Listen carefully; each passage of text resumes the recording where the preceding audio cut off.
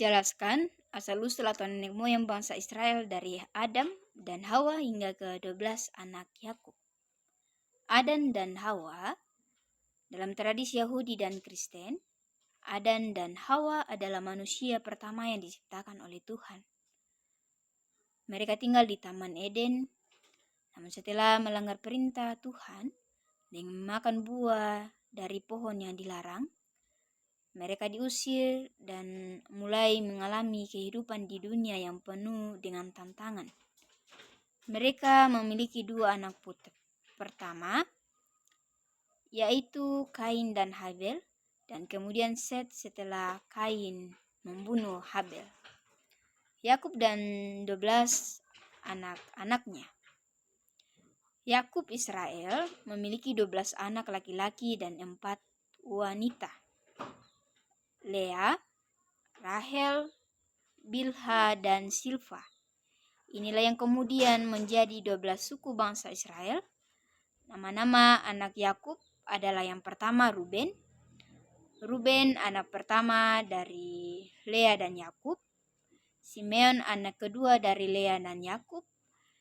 Lewi anak ketiga dari Lea dan Yakub. Yehuda anak keempat dari Lea dan Yakub.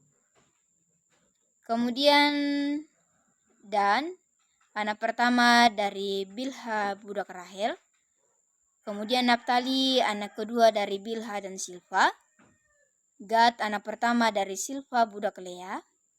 Asher anak kedua dari Silpa dan Yakub. Isakar anak kelima dari Lea dan Yakub.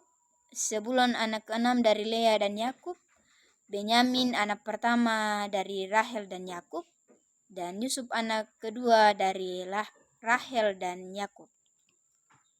Yang kedua yaitu jelaskan kisah pemanggilan Abraham hingga masuknya anak-anak Yakub ke Mesir. Kisah pemanggilan Abraham tercatat dalam kitab Kejadian pasal 12 ayatnya yang pertama sampai ketiga. Tuhan memanggil Abraham, kemudian menjadikan Abraham untuk pergi ke tanah yang akan diberikan kepada dia dan keturunannya. Abraham kemudian menetap di tanah Kanaan dan memiliki putra bernama Ishak. Keturunan Ishak memiliki dua putra, Esau dan Yakub. Esau lebih tua, tetapi Yakub lebih disukai oleh Abraham. Terdapat dalam Kejadian pasal 25 ayat 28. Perjanjian keturunan Yakub. Yakub memiliki 12 putra yang kemudian menjadi ketua-ketua suku Israel. Setelah kematian Yakub, anak-anaknya memutuskan untuk pergi ke Mesir untuk mencari makan karena kelaparan di tanah Kanaan. Masuknya anak-anak Yakub ke Mesir. Anak-anak Yakub tiba di Mesir dan diterima oleh Firaun. Mereka menikah dengan putri-putri Firaun dan menjadi pemimpin-pemimpin penting di tanah tersebut. Yang ketiga yaitu jelaskan tempat-tempat persinggahan bangsa Israel sejak keluar dari Mesir hingga tiba di tanah perjanjian beserta dengan peristiwa yang terjadi di setiap tempat persinggahan tersebut. Dari Mesir ke Ramses, bangsa Israel meninggalkan Mesir setelah Tula ke-10, yaitu kematian anak sulung. Mereka berangkat dalam jumlah besar dengan harta benda yang diberikan orang Mesir. Kemudian ke Sukot. Di Sukot menjadikan perkemahan pertama bangsa Israel setelah meninggalkan Mesir dan mulai membentuk barisan sebagai bangsa besar. Kemudian ke Etam, mereka tiba di pinggiran padang gurun, di mana Allah mulai memimpin mereka dengan tiang awan pada siang hari dan tiang api pada malam hari sebagai tanda penyertaannya. Kemudian mereka ke Pihahirot atau dekat dengan Laut Tuberau. Di sana bangsa Israel terjebak antara laut dan pasukan Firaun. Tuhan dan orang Mesir yang mengikuti mereka dibinasakan di tengah laut. Kemudian mereka melanjutkan perjalanan ke Mara. Setelah berjalan 3 hari tanpa air, mereka menemukan air di Mara, tetapi airnya pahit. Musa atas perintah Allah melemparkan sepotong kayu ke dalam air sehingga air itu menjadi manis. Kemudian mereka ke Elim. Tempat ini menjadi perhentian yang nyaman karena terdapat 12 mata air dan 70 pohon kurma. Masa Israel beristirahat di sana. Kemudian mereka ke padang gurun Sin. Masa Israel mulai mengeluh karena kelaparan. Tuhan memberikan manna sebagai makanan harian mereka dan burung puyuh sebagai tambahan. Kemudian mereka ke Defidim. Masa Israel kehausan lagi dan Allah menyuruh Musa memukul batu di Herok untuk mengeluarkan air. Bangsa Amalek menyerang, tetapi mereka dikalahkan berkat doa Musa yang mengangkat tangan dibantu oleh Harun dan Hur. Kemudian Masa dan Meriba, Tuhan memberikan air kepada bangsa Israel. Kemudian mereka melanjutkan perjalanan ke Gunung Sinai atau Gunung Horeb. Tuhan memberikan 10 perintah Allah dan hukum Taurat kepada Musa. Sementara Musa naik ke atas Gunung Sinai, bangsa Israel membuat lembu emas dan Musa berdoa supaya mereka diampuni. Kemudian mereka ke Taberah, bangsa Israel mengeluh lagi dan Tuhan menurunkan api yang menghanguskan pinggiran perkemahan mereka. Musa berdoa dan api itu padam. Kemudian ke Kibrot Ta'awa, mereka mengeluh tentang manna dan merindukan makanan Mesir. Tuhan mengirimkan burung puyuh, tetapi mereka dihukum dengan tula karena ketamakan mereka. Kemudian ke Haserot, Miriam dan Harun menentang kepemimpinan Musa, sehingga Miriam dihukum dengan kusta. Setelah Musa berdoa, Miriam disembuhkan setelah dikucilkan selama 7 hari. Kemudian ke Kades Barnea atau dekat pembatasan Kanaan. Di sini Musa mengirim 12 pengintai untuk memberikan laporan buruk, sehingga bangsa Israel memberontak dan dihukum Allah dengan 10 tahun penggembaraan di padang gurun. Kemudian mereka melanjutkan perjalanan ke Gunung Hor. Di Gunung Hor Harun meninggal dan ia digantikan oleh Eleazar putranya. Kemudian ke tanah Moab atau dekat sungai Yordan. Bangsa Israel mendekati tanah perjanjian dan menghadapi perlawanan dari Raja Balak yang menyewa Bileam untuk mengutuk mereka. Namun Bileam justru memberkati Israel atas perintah Allah. Bangsa Israel jatuh dalam dosa penyembahan berhala Baal Peor menyebabkan murka Allah. Kemudian ke sungai Yordan atau dekat Yeriko. Musa memberikan nasihat terakhir kepada bangsa Israel dan menyampaikan hukum Taurat di kitab. Musa meninggal di Gunung Nebo dan digantikan oleh Yosua, bersiap menyeberangi sungai Yordan untuk memasuki tanah Kanaan.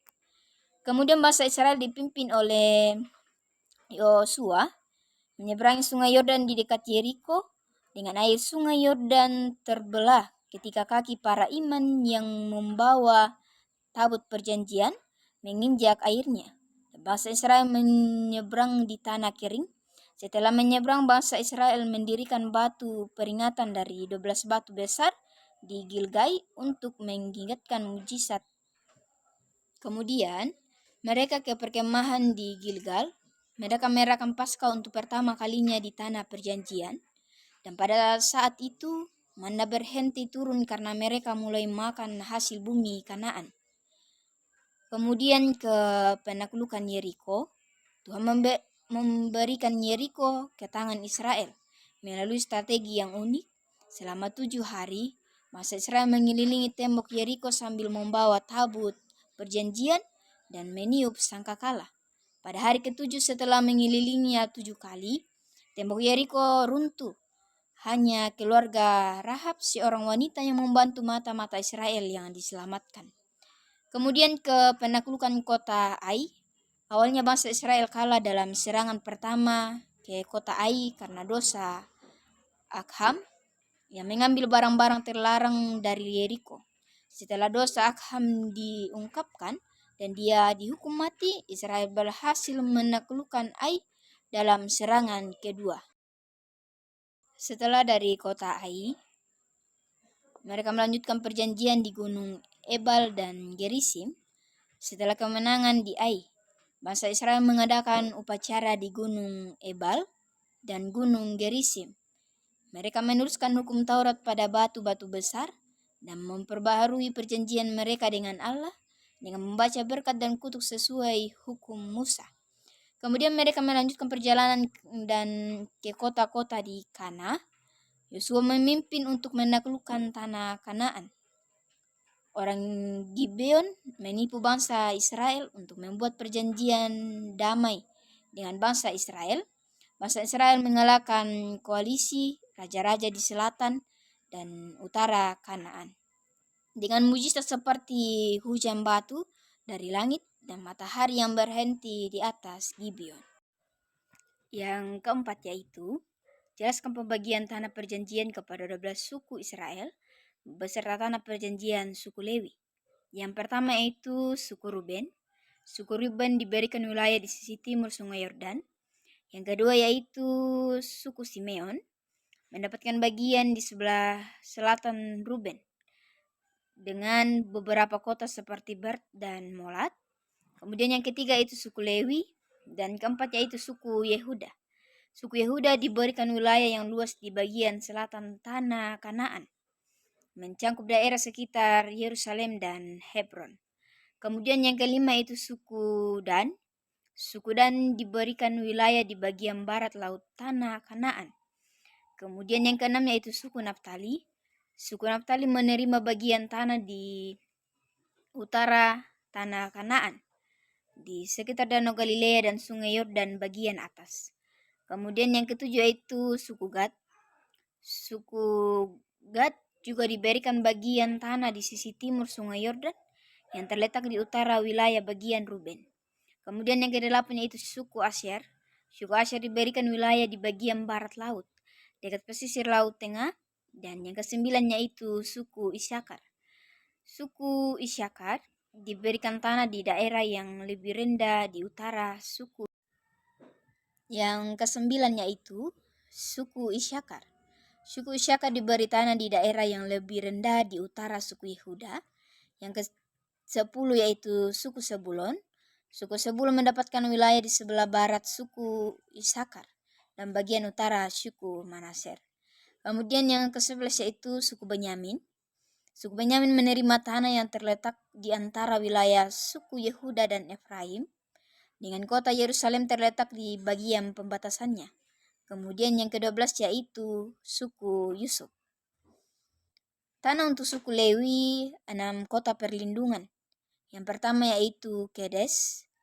Kedes di wilayah Naftali, Sikhem di wilayah Efraim, Hebron di wilayah Yehuda, Bezer di wilayah Ruben, Ramot di wilayah Gad, dan Golan di wilayah Manasye.